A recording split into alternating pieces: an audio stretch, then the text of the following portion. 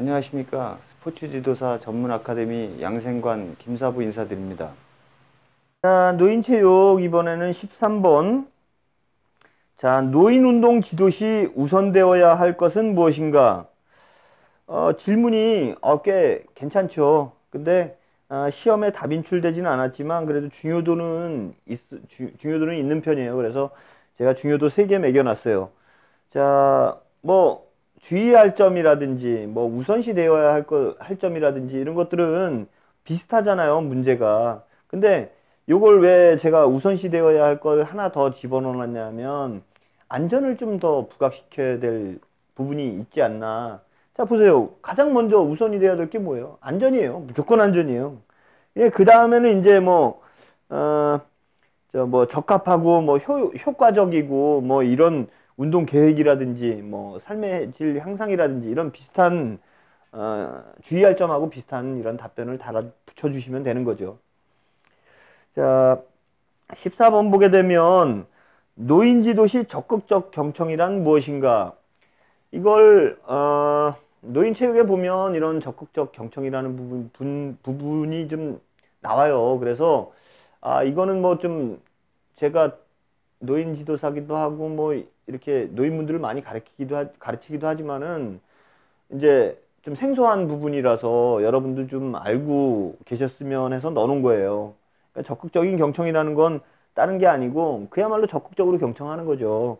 뭐예요? 자주 이렇게 눈을 마주쳐주고 그리고 눈높이를 맞추려고 하고 뭐 이렇게 내려다본다든지 뭐 이렇게 저거 한다든지 이게 아니라 적극적으로 이렇게 눈높이를 잡고 뭐 누워서 하실 적에는 좀 낮춰서 이렇게 가까이 이렇게 눈을 맞춰주고 이런 것들.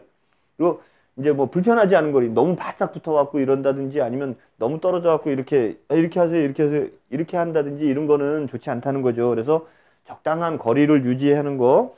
그리고 뭐 정면 이렇게 옆에서 이렇게 보는 게 아니라 정면으로 이렇게 자꾸 눈을 마주쳐주고 이렇게 적극적으로 들어주고 그리고 이제 그런 성의껏 지도할 수 있는 이런 것들, 이런 걸 적극적 경청이라고 하는 거거든요. 그러니까 어떻게 보면은 트레이너가 노인을 지도할 때 꼭 필요한 내용이라고 할 수 있다는 얘기죠. 자, 15번 보게 되면은 노인은 젊은 사람에 비해서 다르게 운동을 해야 하는가? 이런 문제가 있는데, 이게 실제적으로, 출제가 되지는 않았는데, 뭐 이렇게 후기에 한두 개씩 올라오고 그래서 제가 이제 중요도 3개 잡아놓고 넣어놨어요. 근데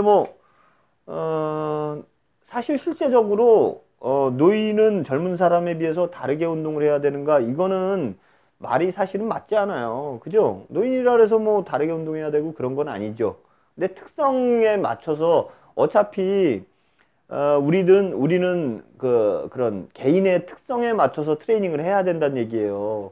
어차피 노인이 아니라 뭐, 이제 뭐, 저기 일반인이라고 하더라도 뭐 관상동맥 질환을 가지고 있을 수 있고, 그런 사람들은 관상동맥 질환에 대한 그런 이제 뭐, 의사의 처방이라든지 이런 걸 받아서 이제 우리가 트레이닝을 해야 되는 부분이고요. 뭐 신체 능력이 많이 떨어져 있다면 노인이 아니더라도 마찬가지잖아요. 뭐 유소년이 됐든 어쨌든. 하지만 이제 그 노인에 대한 이런 특성을 좀 알고 있다면 이제 좀 그 난이도를 이미 좀 처음부터 굉장히 낮은 수준에서 시작을 해야 된다는 뭐 이런 게 적용이 되겠죠. 그러니까 그런 것들을 얘기를 한다고 보시면 되는데 핵심 답변만 잠깐 보면 제가 장황하게 좀 써놨어요. 핵심 답변에 보면 나이가 든다고 해서 운동 방식이 달라지는 것은 아닙니다. 지금까지 한 얘기죠. 다만 나이가 들어감에 따라서 근력이 약해지고 근육이 상당 부분 상실될 수 있으며 유연성, 지구력, 민첩성, 평형성 등이 떨어지게 됨에 따라 그에 맞는 적절한 운동 프로그램을 작성해야 합니다. 이렇게 돼 있어요.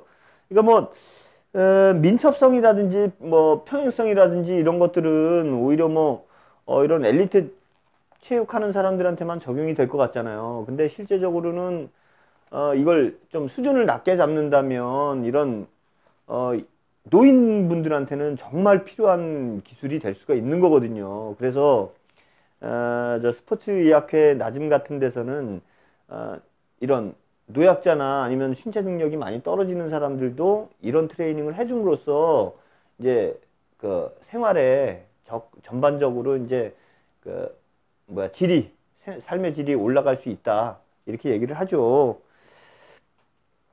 자, 16번 보게 되면은 노인 보디빌딩에 맞는 영양 섭취는 무엇인가? 이거는 뭐 나온 적이 있어요라고 이렇게 뭐 후기가 올라온 적은 없었던 것 같은데, 일단 우리 종목이 보디빌딩이잖아요. 그러니까 이 문제는 나올 수 있다고 생각해요.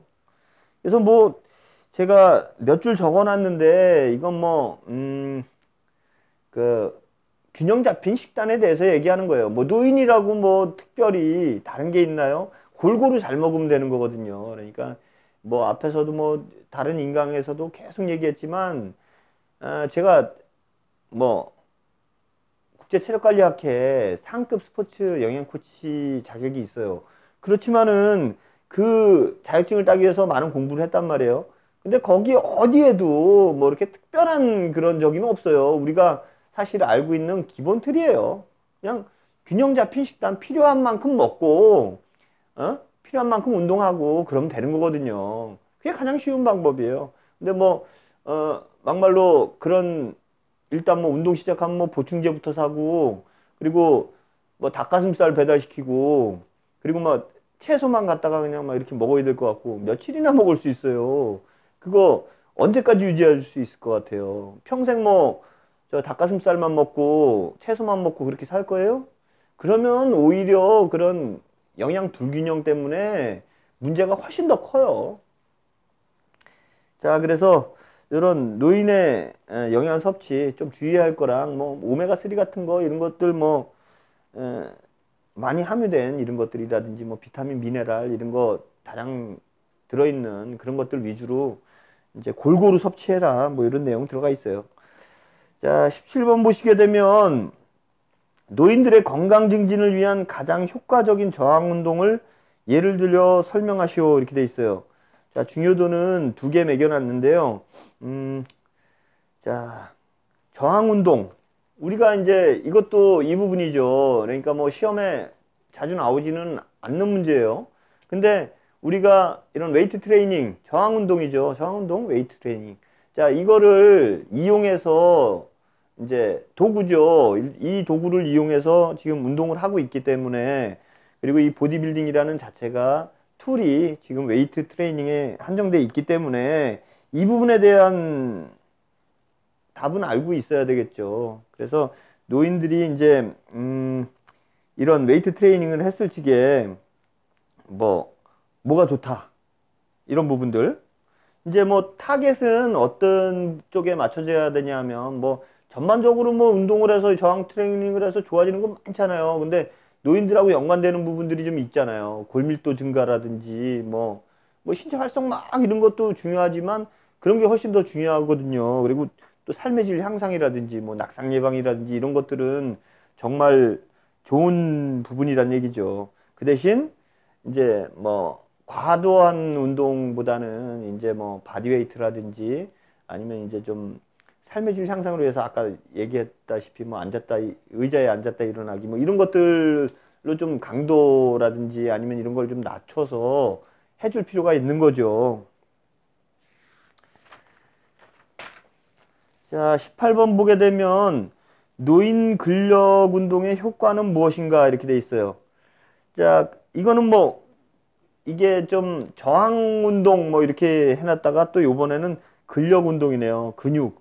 근데 오히려 지금 저항 운동이었을 때보다 근력 운동의 효과 이러니까 중요도가 올라갔어요. 이거는 뭐냐 하면 노인이기 때문에 돼요. 노인 체육이기 때문에. 자, 그래서 답변은 간단하게 앞에서 주구장창 얘기했던 부분들이 포함이 돼 있어요. 그래서 핵심 키워드만 보면 근력, 유연성, 균형 감각 증가, 우울증 감소, 기억력 향상, 뭐 인지 능력 향상, 자신감 증가. 지금까지 이제 앞에 문제들을 보셨으면 이 정도 똑같은 얘기네. 뭐 이렇게 알아들을 수 있으실 거예요. 그래서 이제 핵심 답변에 이 부분이 포함이 돼 있어요. 그래서 좀 풀어놓은 거예요. 그렇게 해서 보시면 될 것 같아요.